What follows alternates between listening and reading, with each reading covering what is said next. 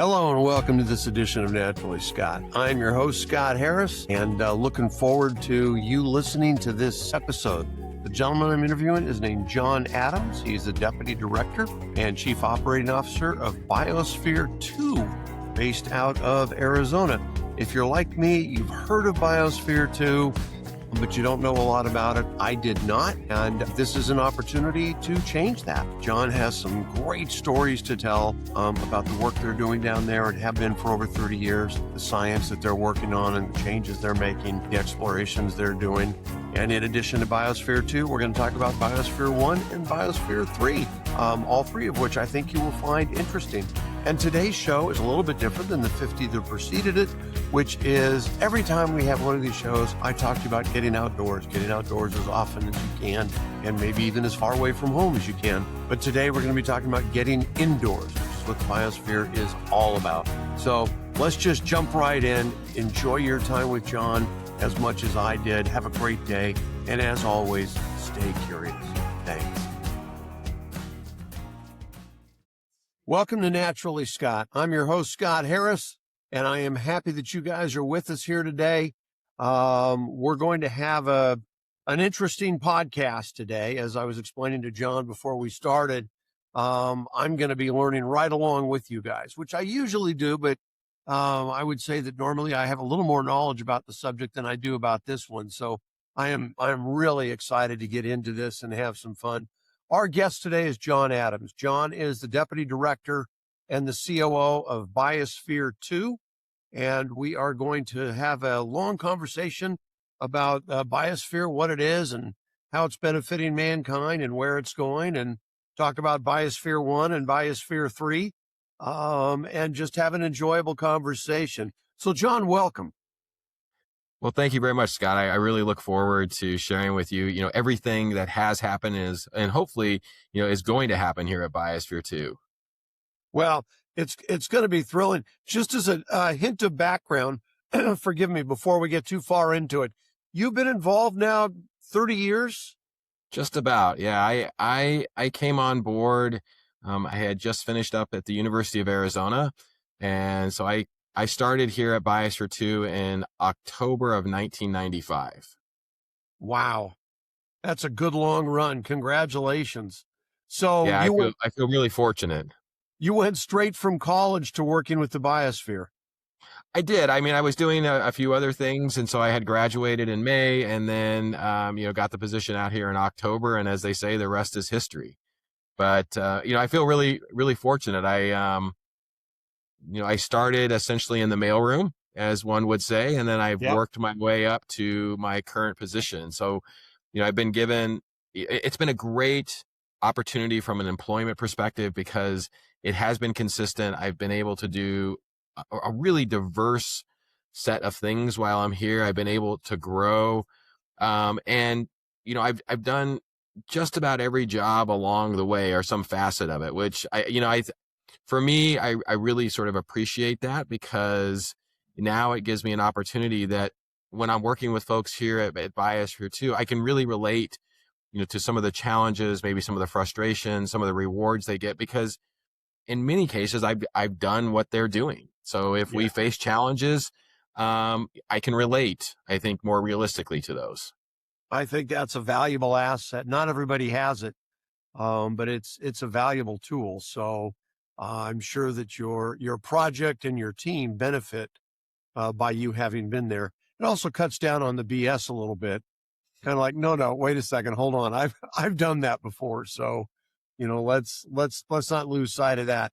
So we're going to get into Biosphere 2. We're going to talk about it at length. But Biosphere 1, is that Earth? That is Earth. You're exactly right.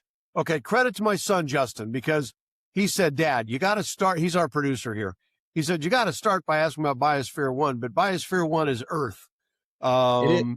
Yeah. And the reason that the original folks who built Biosphere 2, their intentions were to try to understand Earth, Biosphere 1. And, so all of this began really in the early 80s and even before that, but there was this group of folks who recognized the infinite complexities of Biosphere 1 Earth, knowing that, we're never going to be able to completely understand all of those intricacies.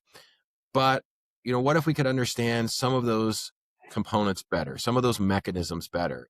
And they viewed an opportunity to do so by bottling up some of those processes. So they embarked on a journey by, acquiring the property here that Biosphere 2 sits today, in 1984.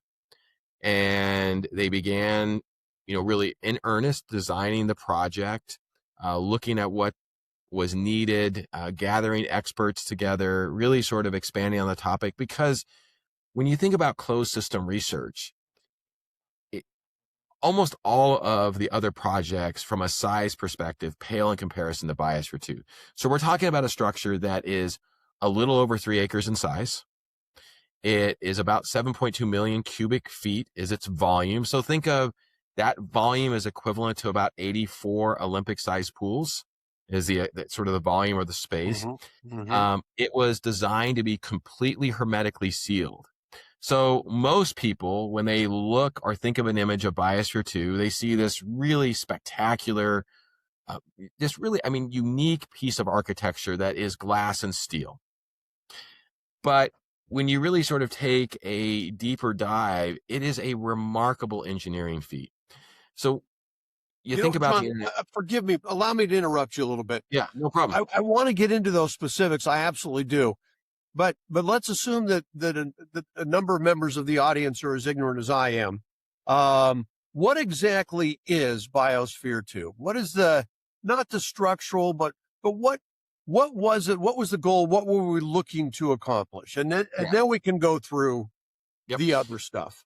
So what they were looking to accomplish was to capture some of those complex biological systems on Earth inside of a hermetically sealed, airtight facility, with the intention of, first and foremost, allowing us to hopefully better understand how Earth systems work, but also to gain additional insight, intellectual property, patents that would come out of the building of Biosphere 2 for us to eventually use the technology and the know-how that is gained from Biosphere 2 to potentially build a colony on the moon or Mars. Okay, so really just simple goals. Just not really simple. Yeah. Not very audacious or ambitious at all. Exactly. So it's a closed ecological system, right? And has been for how many years? So it's not sealed in the same way today as it was originally. And those are some important. Yeah.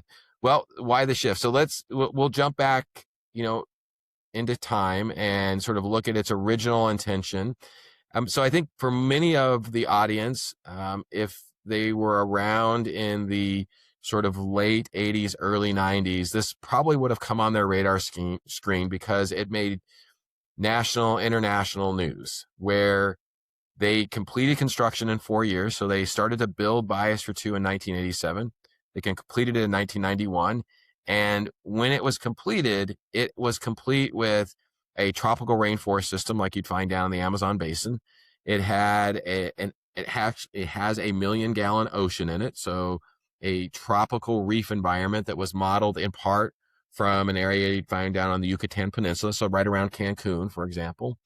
It had a subtropical savanna. So if you moved away from the equator into slightly more arid regions, for example, in Africa, you would start to encounter this type of savanna climate. They were actually successful in transplanting and rescuing a number of mangrove trees from a site that was slated for development in southern Florida. So they brought them here and they created a mangrove system or a wetland system. They then created sort of an area that if you're here in southern Arizona and you take a drive down into Mexico, about a 2 days drive, you start to encounter a vegetation that's a little thicker. It has a little bit more moisture, but they call it a thorn scrub. And then on the far southern end of Biosphere 2, still within its glass confines, you have a coastal fog desert. So this fog desert was modeled after the fog desert that you find on the Baja Peninsula. And it's that western facing edge, that edge that faces the Pacific on the Baja Peninsula. So they tried to replicate or model their system after that area. And then the final area inside was this half-acre farm. It was a traditional agricultural plot that was utilizing soil as their grow media for the propagation of their crops that would be their primary calorie and nutrient input for them. So they ran a farm inside. And then they had spaces for labs and living areas and things like that. But the whole intentions were is if they completely hermetically sealed it through this really remarkable engineering feat, which they did, it only lost 10% of its volume annually. International Space Station on the low end, maybe around 7%. On the high end can be upwards of 12 or 13%. So really well sealed.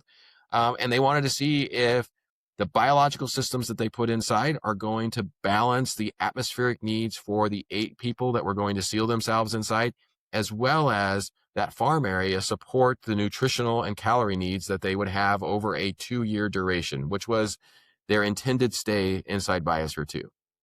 So when it opened in 91, there were 8 humans inside.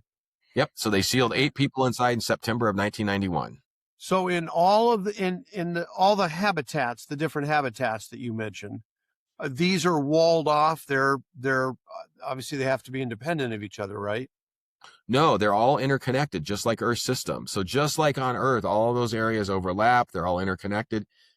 All of these areas are interconnected. And the similarities that they share, even though there's distinct vegetation differences, is that they all share sort of a tropical, subtropical climate regime. And so that's how they were able to have them essentially next to one another. And the biggest difference is you can really drive vegetation types in part by the presence or absence of moisture. And so, you're able to have a much drier coastal fog desert than that warm, moist, high humidity conditions that you receive in the tropical rainforest. And they're on opposite ends of the structure. The structure, is about 900 feet long, or 3 football fields in length. Okay. All right. And what about you discussed the flora a little bit. What about fauna? Yeah. So Other than the 8 humans.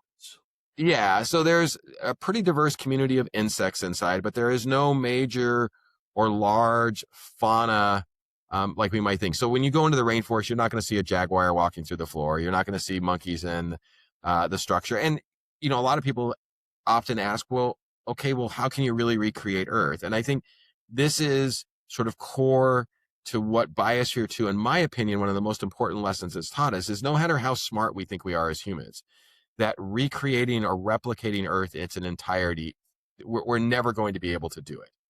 And the goals behind originally building Biosphere 2 is they wanted it to be self-sustaining. So the only thing that would go in and out of Biosphere 2 would be energy. They wouldn't add any nutrients. And so if you have energy meaning electricity? Well, electricity and sunlight. So you have glass structure, so energy is going to come in and out. Is that why Arizona was selected for the sunlight? That's you're spot on. If you want to talk about why this site was selected, yes, the real estate was available, so that's fundamental. But even more than that, we have over 300 sunny days a year. So if you're going to use the sunlight to optimize the growth of your plants inside and not supplementally light them, that's going to be a key. Geologically, this region is very stable, so we don't have a lot of earthquakes. And although we do get monsoon storms here, the intensity of those storms, for the most case, pales in comparison to some of these storms that we see across the Midwest and the East Coast, for example. Okay, all right. And I just have to throw this out just because it's fun and it's nagging at me. My son recently talked me into starting a little nano shrimp jar. So it's 6 gallons and it's got nano shrimp and some snails and it's completely self-sufficient. You don't have to feed them. You don't do anything. You just watch them and enjoy them. Right. Obviously yours is 10,000 times that. But it's interesting to me how scale impacts things. Well, and that's the really important thing about Biosphere 2 is its scale. But that nano shrimp thing that you were talking about, you would not be able to add some type of predatory fish, even though it was microscopic, into there, because it would consume all the fish and then it wouldn't have any food and they wouldn't regenerate themselves at a rate that would support it. Same thing with Biosphere 2. So that's why they weren't able to have large fauna inside, because they didn't want to be a zoo. They didn't want to have to continuously feed those animals that are inside. Everything that was put in, they wanted it to be able to be supported by the internal biological system. So the fish in the ocean, they were not feeding the fish. Those fish were dependent on the algae and other things that they were eating within the system. And so mostly what we have inside Biosphere 2 is going to be insects, and that insect community is dominated by an ant called the crazy ant that was accidentally introduced into the system and basically outcompeted a lot of the other insects. But we have roaches inside. They were intentionally added. You have things like aphids, mealybugs, scales, spider mites. You do see some spiders inside. If you dig into the soil, you're going to find snails. You find millipedes. I've seen roundworms and flatworms in there. So there is this food web. There is this diversity inside, but it's just on a slightly smaller scale, because all of those things are dependent on those resources which they can obtain from the systems themselves. So we haven't fertilized the plants, for example. So the leaf litter falls down, it decomposes back in. Now, they did start, when they built Biosphere 2, with extremely rich soils in the rainforest and in the agricultural area, knowing that they needed to make sure that there was not going to be nutrient limitations for this intensive growth of plants that was anticipated early on. And that was one of their big challenges that they didn't anticipate. So you put really rich soil in, it does great for growing your plants, but it also supports a lot of other things. And in particular, in this case, it supported a very diverse microbial community, and it fed it really well. So it was able to expand and essentially explode inside. And these microbes take in oxygen, they give off CO2. And so what ended up happening is that early on, remember, those plants today are 35 years older. But then they were put in, they were not necessarily mature. They were small, still had a lot of growing to do, and adding of biomass. And so what ended up happening is this respiration, this giving off of CO2 by the soils, was not being able to be offset by the plants. And so respiration outpaced plant photosynthesis. What this meant is that oxygen began to decrease inside Biosphere 2. So when they closed the door, almost immediately you started to see a downward trend of oxygen inside. To on about was the reason immediately evident? Partially yes and no. I mean, this was, some other folks were brought in to help them sort of unravel this, and they really helped them to bring light to some of the processes that were going on. And also scientifically, it was that light bulb moment of how Biosphere 2 could be used maybe differently than having people live inside. But we'll get to that point in a minute. So at day 500, oxygen got down to 14.2% inside. So these people were living inside. They were extremely fatigued, had difficulty breathing. It was a very labor-intensive effort when you were inside. Most of that labor was dedicated to just trying to get the farm to produce enough food for them on a daily basis. And they ended up, the team made a decision that they needed to add oxygen into Biosphere 2. And obviously that wasn't their intention. But again, no one had ever built anything of this size, of this complexity. You're going to learn lessons. And, if a lot of your listeners go back and they start to look up Biosphere 2, go on YouTube and look up the history of Biosphere 2, whatever it may be, you're going to probably come across newscasts, you're going to come across reports, and many of them are going to say, well, it failed. And this was an experiment, and is still today an experiment. And there's no such thing as a failed experiment. We do things, we experiment with things because ideally we don't know what the outcome's going to be. And we want to learn new processes. And that's exactly what happened here. But because they had to add oxygen in, they were not initially forthcoming with that. So they didn't initially disclose it. They had to retract some statements. And I think we all know what happens when you do those types of things. It's very difficult to recover from that reputational loss. And so that, yeah, go ahead. How was the oxygen added? So they went into there's a structure called the lungs, and they went into the south lung. These help to, in part, control air pressure inside. And they actually brought in a big tanker truck with oxygen and injected it into the system. And my understanding is when they added that oxygen into the south lung, which is part of the sealed portion of Biosphere 2, the Biospherians were down there in that lung environment, and they account as it almost being like just like almost like rejuvenation, because all of a sudden they could breathe, they weren't labored any longer. And so it was really important. But even for the remainder of the experiment, again, it went 2 years.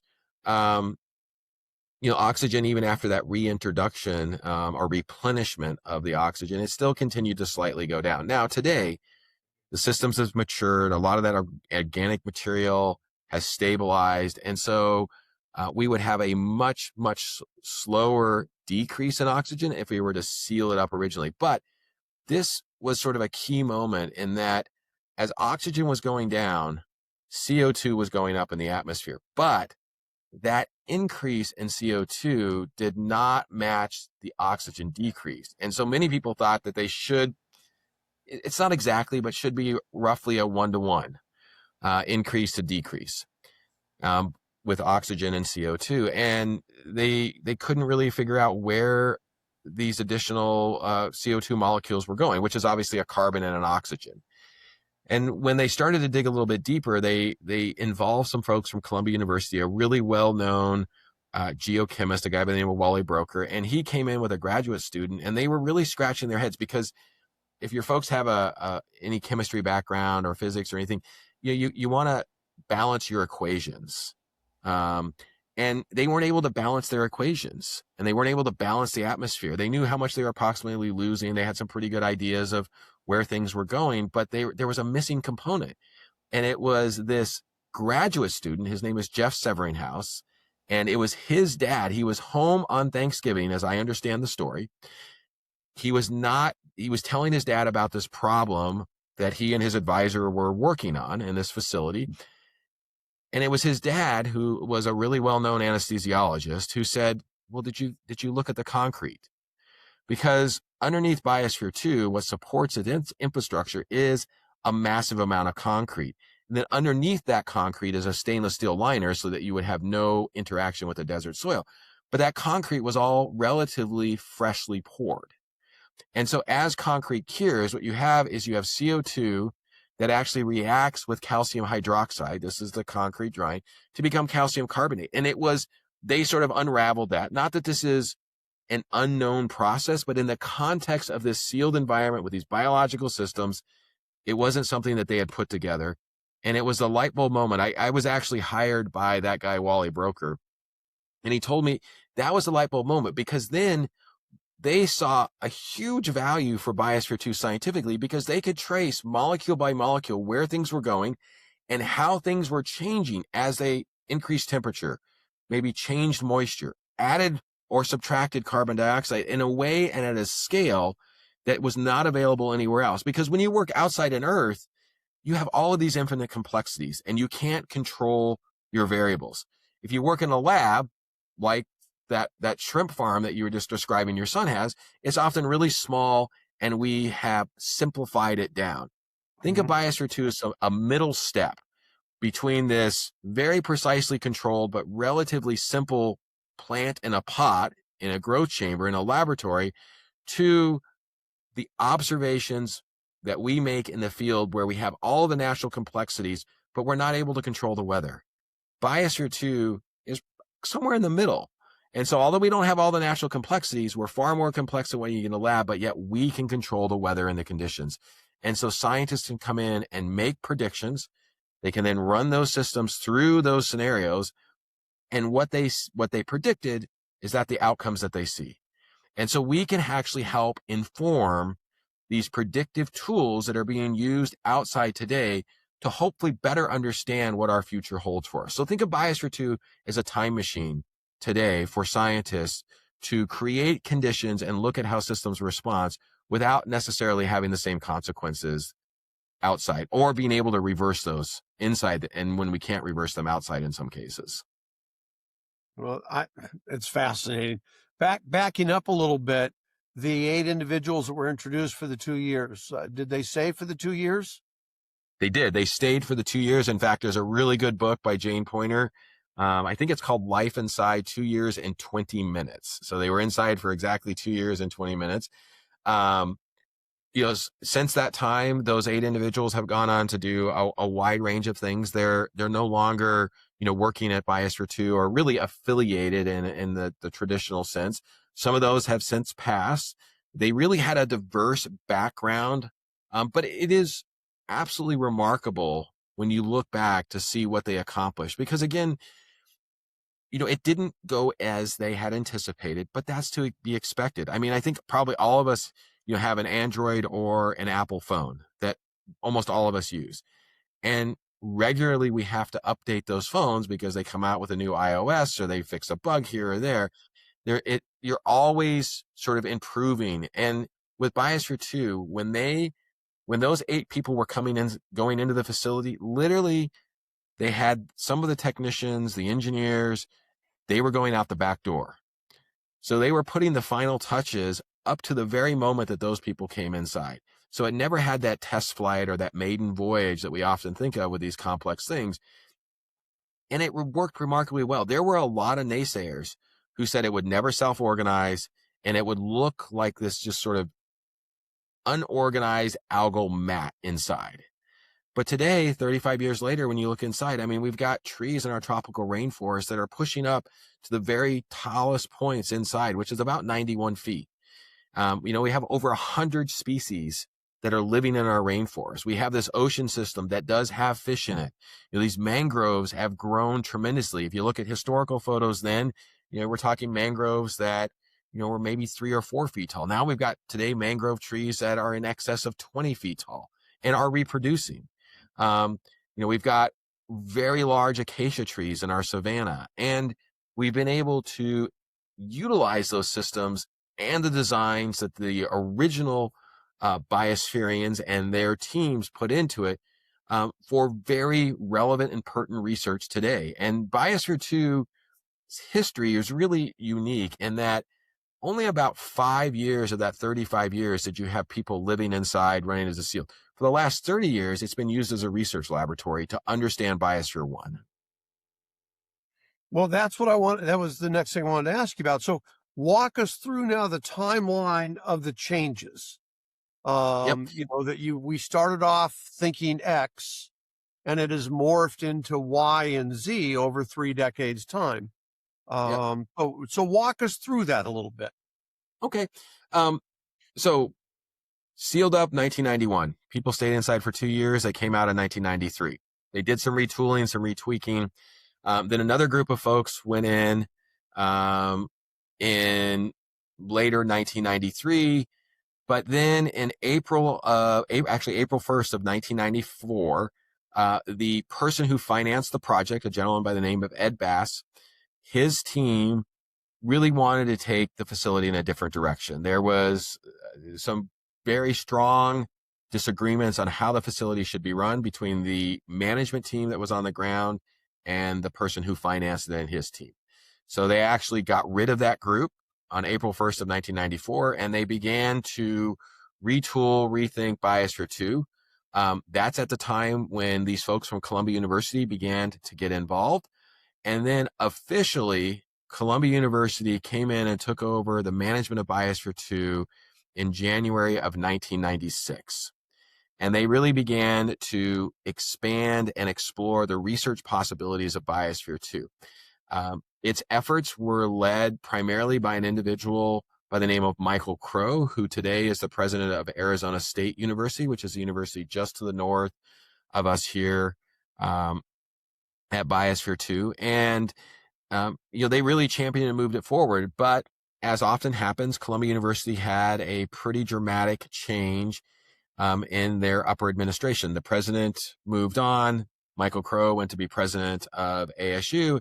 And so the new incoming administration really wanted to sort of reevaluate all of their efforts, and they didn't necessarily want to continue to do what they were doing at Biosphere 2. So Biosphere 2 actually reverted back to the original ownership group in the early 2000s. And then they looked at highest and best use. And it was in 2007 that the University of Arizona came in and assumed management. And then eventually in 2011, it was actually donated to them.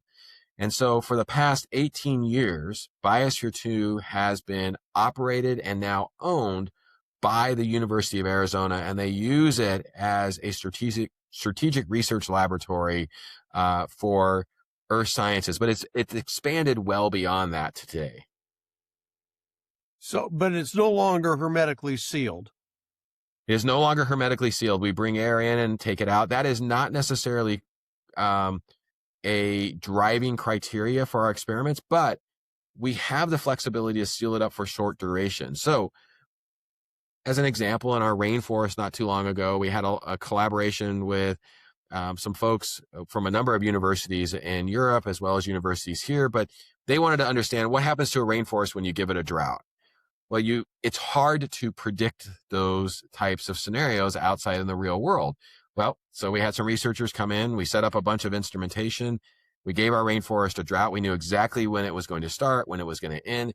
But one of the things we wanted to do is we wanted to label the atmosphere with different isotopes at different stages along this dry down or drought period. So we would seal up Biosphere 2, add that label into the rainforest. It would be taken up by the plants. Then we could open it up, vent that label out, but then we can go analyze the tissue and the soil to see, well, are they storing it in the roots? Or are they translocating it all the way to the very top of the branches and the leaves that are at the highest point in the rainforest? And so those are the types of things and flexibilities we have with Biosphere 2 today as really a unique experimental asset that is unrivaled anywhere else in the world. Is there, so as I'm wrapping my head around this, so are there huge long-term meta experiments that are going on, and then layered underneath that are people come to you with proposals and say, let's study a drought in the rainforest kind of thing? Are we dovetailing these? We are. So, one of the things we get in today, what we're doing experimentally, and we can talk about some of the significant research findings. Yes, please. Yeah. So let's start there, and then we'll jump to sort of what we're doing. So some of the significant research findings, one of the experiments that I was involved in pretty early on was there was this notion that as CO2 increased in the Earth's atmosphere, that potentially plants could be an infinite sponge for that. Now, we know that they're not.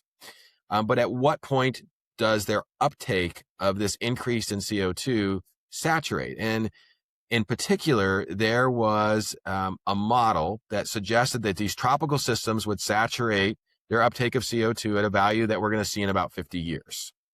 So a value of about 600 parts per million. Today, we're about 420.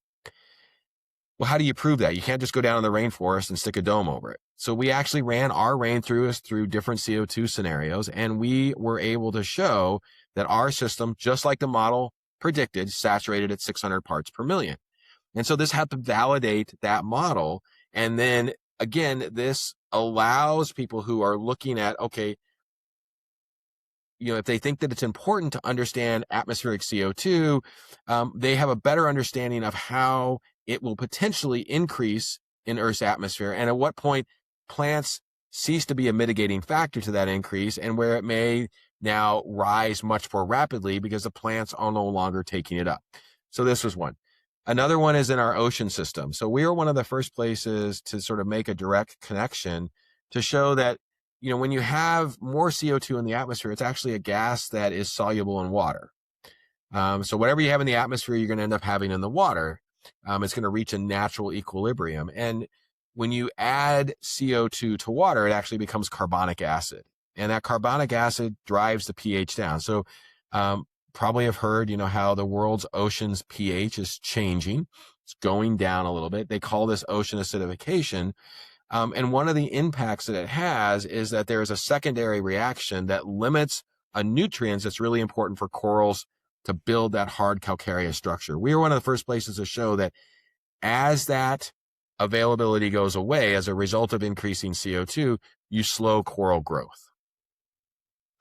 We have done things where we've looked at thermal tolerance of plants. We've heated our rainforest and just looked at how temperature resilient they are. And we've been able to show that they're actually a little bit more resilient than we had anticipated. And more recently, in that former farm area, what we've done today is we've actually removed all of that soil and we built the world's largest indoor earth science experiment. We created these 3 large slopes. We call it LEO, the Landscape Evolution Observatory. But in a sense, it rains in the mountains. How much of that water ends up downstream for you and I to use, and what impacts the quality of that? In areas where you have water scarcity, understanding all of those dynamics is extremely important. And hydrologists will tell you, even though the science has advanced tremendously, once it goes below the surface, it's still very much a black box. And so this tool allows us to understand, as you increase complexities on this landscape and you have sort of this convergence of life, how does it change these fundamental hydrologic principles and properties that we are using, that city managers, land managers, aquifer managers are using to predict how much water they're going to have available in these subsurface reservoirs. That's fascinating. What are some of the experiments that you're working on now? So one of the experiments, we moved back to our rainforest. We've actually gone in and recently, within the last 5 years, added about 150 new coffee and cacao trees. So cacao is what produces chocolate. We know that there's tremendous amounts of stressors on both coffee and cacao, whether it's viruses or changes in the conditions regionally where they're grown that is limiting production or hindering it. And so we're looking at how well do they respond to decreases in moistures, increases in temperature in our rainforest. And so that's led by one of our research directors. His name is Joost van Haren. In our ocean system, we actually just put a new lighting truss over it so that we can illuminate the areas where we're going to be growing corals. One of the sort of design challenges with Biosphere 2 is when you build it in a location like Arizona, the latitude is obviously much further north than that of these tropical areas where corals traditionally grow. That means our light is reduced. You have this large overhead structure, that's further going to reduce your light. And then just the way in which the ocean sits below the savanna is just to the west of it. You have this big cliff that blocks out sunlight. So you further reduce it. And corals, on average, not all of them, but they usually use this general number that they get about 60% of their food through photosynthesis, the conversion of sunlight into energy and simple sugars. And if they don't have that light, then you're going to limit their growth. And so experimentally, one of the things we want to do is we wanted to unify that light. So we put in this large truss structure. We hung these lights over it so we can provide them with the optimal light spectrum.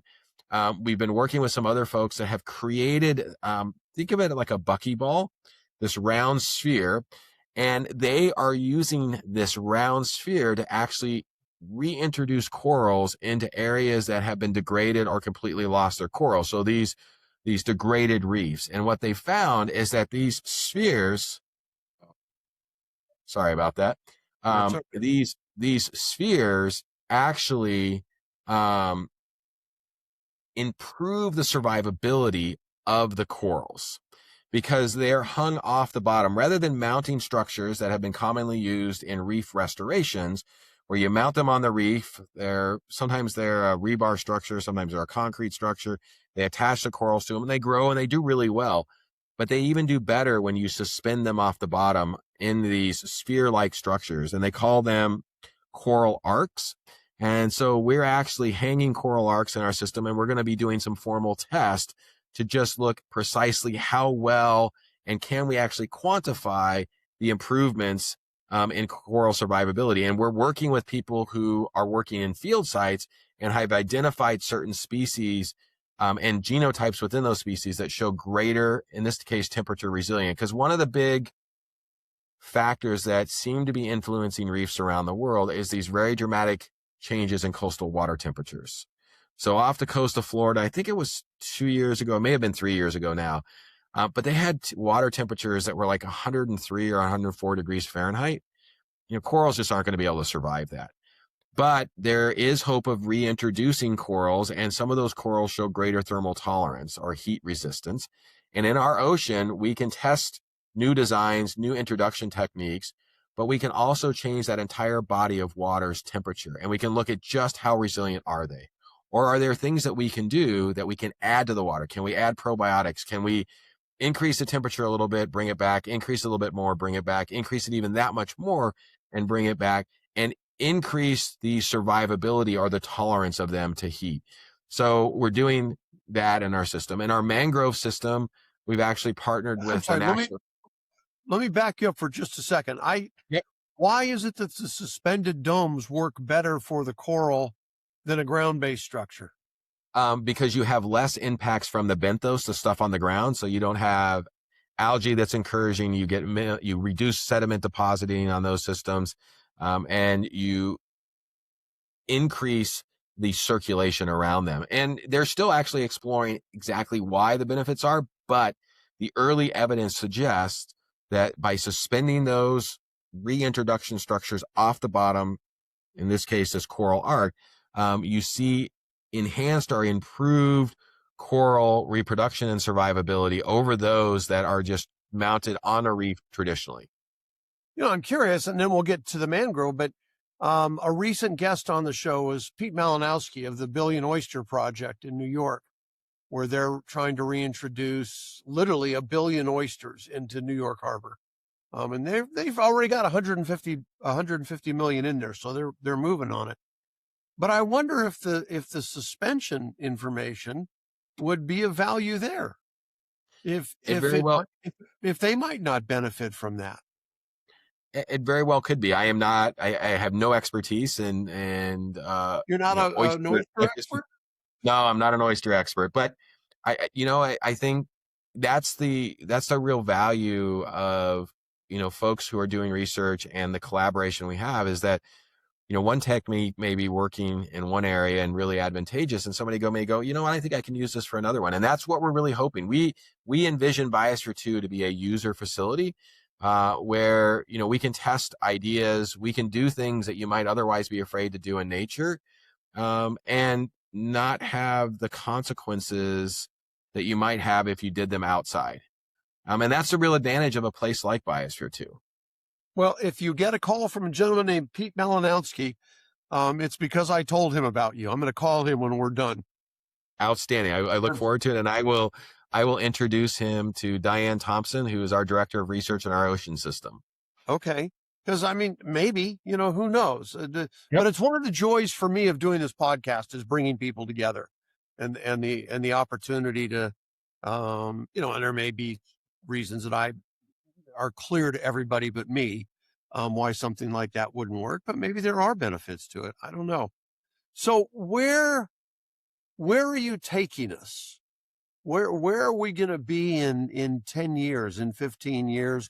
What impact is climate change having on the experiments you're doing and on Biosphere 2 itself? And where are we with these things? Yeah.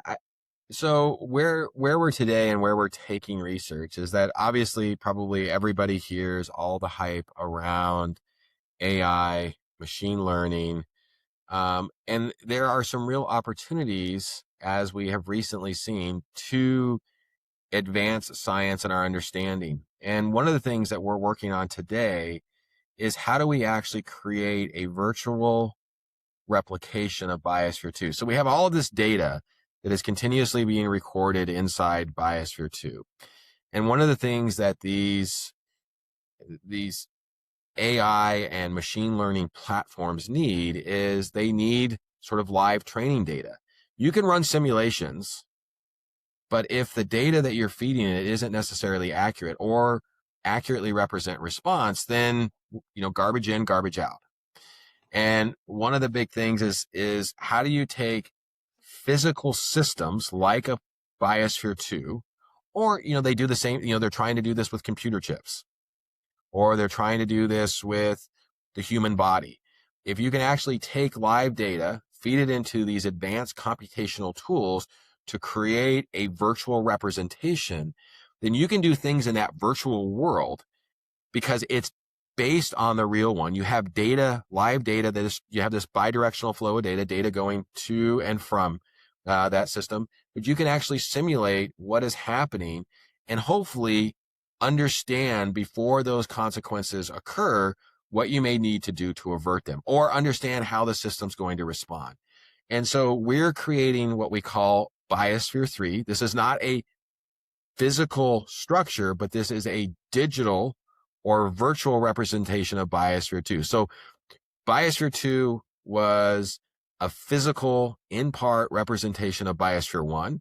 And now what we want to do is leverage all of the advancements that are being made with supercomputing and AI and machine learning to create a virtual environment where we can leverage the unique attributes of Biosphere 2 that in turn, hopefully will allow us to actually better understand Biosphere 1. Because at the end of the day, we all need to understand how the environment around us is changing, how those changes are going to impact the resources that we are dependent on. Because if we don't understand what's coming our way, we can't adapt. And if we can't adapt, we're not going to survive. And most of us have an inherent desire to survive and to leave the place in a better... Be among those. Yeah, exactly. So, you want to do that. So we're hoping that Biosphere 2 can be a tool that in part can provide additional insight into some of those things before they actually happen, and leverage the advancements in science and in computer science and in engineering. At the time Biosphere 2 was built, it was, the cost was about $250 million. In today's dollars, if you use inflation, it's well over $1 billion. It doesn't seem to be a big appetite to sort of reinvest and build, an advanced biosphere structure based on Biosphere 2. So let's take advantage of it. And one of the real advantages we have, even if you were to build a new technologically advanced relevant facility today, it takes time. I mean, all of you know, when you plant plants in the ground, there is a stabilization period, and sometimes they die, sometimes they don't, sometimes their leaves fall off, they wilt, whatever it may be. It takes a bit of time for them to acclimate to that new soil that you've just planted them in. Same thing with Biosphere 2 systems. It took about 10 years from that initial planting to when the systems really sort of stabilized, that then meaningful experiments could be done. So even if you were to build it today and take advantage of all the technological advances, the biology of systems and plants is very difficult to accelerate. You put them all in, there is going to be a stabilization period, and it's going to take time for it to sort of stabilize so that then you can do experiments and be confident that the experiment and the change that you're making and the response that you see is because of that change and not because it's going through some stabilization period. I think it's fascinating. Has Biosphere 2 been replicated anywhere else in the world? Not that I know of. I mean, there are other projects that sort of are analogous in some ways. So there's the Eden Project over in Cornwall, England, but it's not exactly on the same type of scale. There's places like Missouri Botanical Garden and other botanical gardens, but they are first and foremost botanical gardens. That is not our effort. So we're really uniquely positioned, and it has not been replicated. And again, the hope with this new effort to virtually create a facility like Biosphere 2 is that you can leverage what we have, and not only could you have one simulation, but you could have an infinite number of simulations that you can run through. And you can use these virtual learning laboratories that are based on Biosphere 2 to run experiments. And then you can see, well, which experiment really makes the most impact. And then you can actually go and potentially run that experiment inside Biosphere 2 to see if things are still lining up as they should. Well, that's fascinating. That seems like a career well spent. It's really amazing to listen to it. So how do non-scientists get involved? I mean, is there a tourist part of this? Can we visit? Tell me what happens. Yeah. This sort of outward facing component is really unique for us, I think, because when you think of most universities and laboratories, they're not readily open or accessible to the public. Field sites where they're Biosphere 2, that is not the case. So we We very much open our doors every single day. 360, 63 days a year. So there's 2 days a year that we're not open, Thanksgiving and Christmas. But other than that, we're open, and we're open from 9 to 4. We've created an app that people can then use to explore Biosphere 2. So it's available in Apple App Store or Google Play.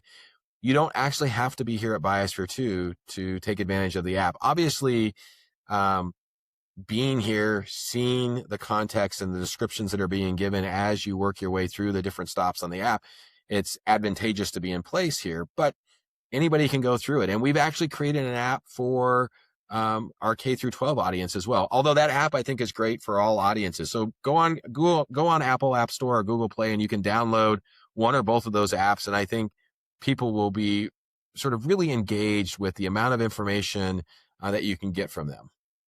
When you say go through it, what are the physical opportunities available to somebody that visits the site?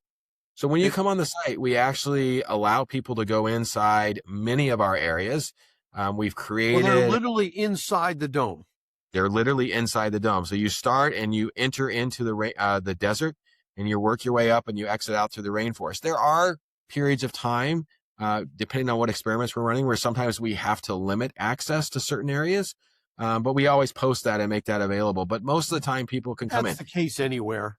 Yeah, exactly. So you can physically go through and see it. And we've done a tremendous amount, I think, to enhance it. We've had some of the former Biosphereans come back, and I would say their comment recently, one of them came back and said, she's never seen the biomes look as good as they do today, ever.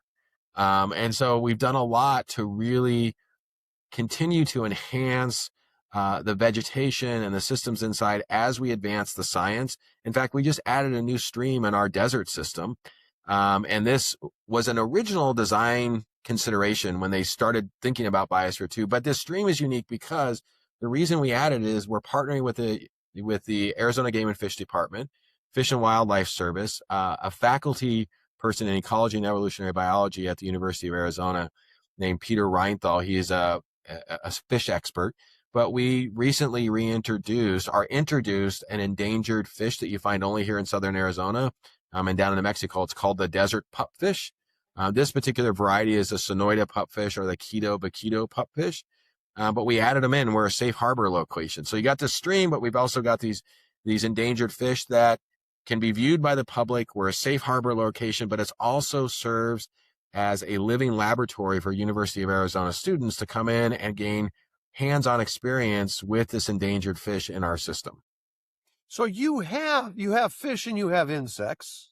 Yes. Is there a discussion to adding songbirds or you started to smile. So I mean, yeah. So we've had some of those discussions but they've not moved beyond discussions, because even if we added songbirds or maybe reptiles, amphibians, larger vertebrates into the system, those, at least to our accounts, would require a significant amount of support in order to sustain them inside. That means we would have to feed them, give them food sources.